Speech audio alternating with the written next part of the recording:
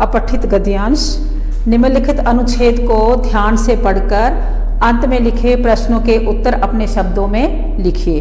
तो अब हमारे पास गद्यांश क्या है? भारतेंदु के जीवन का उद्देश्य अपने देश की उन्नति के मार्ग को साफ सुथरा और लंबा चौड़ा बनाना था। उन्होंने इसके कांटों और कंकड़ों को दूर किया, उसके दोनों ओर सुंदर सुंदर क्यारियां बनाकर उसमें मनोरम फल फूलों के वृक्ष लगाए।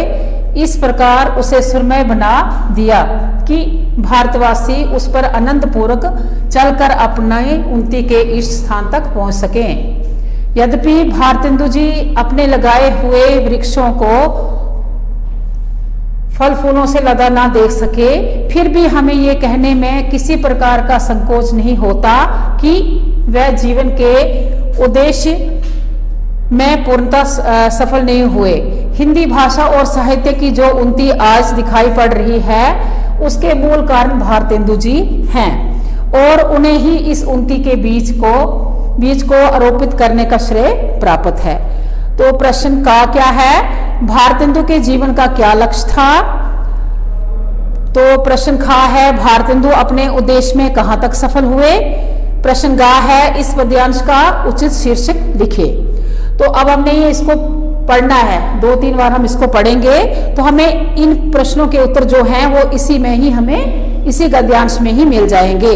तो पहला प्रश्न इन्होंने पूछा है कि भारतेंदु जी के जीवन का क्या लक्ष्य था।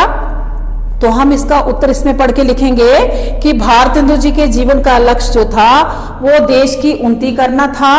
वह देश की उन्नति पथ को सरल और सुगम बनाना चाहते थे। वह देश की उन्नति के पथ को कैसा बनाना चाहते थे? सरल और सुगम। सुगम का मतलब होता है आसान बनाना चाहते थे। प्रश्न खा है कि भारतेंदु अपने उद्देश्य में कहां तक सफल हुए। तो इसका उत्तर हम ये लिखेंगे, भारतेंदु जी अपने उद्देश्य में पूर्ण रूप में सफल रहे। आज हिंदी की जो प्रगति हुई है ये सब भारतेंदु जी की ही देन है। हालांकि इस सफलता को वह स्वयं अपनी आंखों से देख ना सके थे क्योंकि उनका देहांत हो गया था। तो तीसरा प्रश्न है कि इस पद्यांश का उचित शीर्षक लिखे। शीर्षक का मतलब होता है टाइटल। तो इसका उचित शीर्षक क्या होगा? इस गद्यांश का उचित शीर्षक होगा भारतेंदु जी के जीवन का लक्ष्य। इसमें हमने ये देखा कि इनका जो शीर्षक था वो क्या था कि भारतेंदु जी के जीवन का उद्देश्य क्या था। तो इसमें एक और ये हमने देखना है कि जो बात बार बार रिपीट हो रही है वही उसका शीर्षक होता है। क्योंकि जैसे हमने देखा कि इस गद्यांश में हमें बार बार क्या आ रहा है? भारतेंदु जी। तो इसका मतलब इसका शीर्षक क्या है? भारतेंदु के जीवन का लक्ष्य।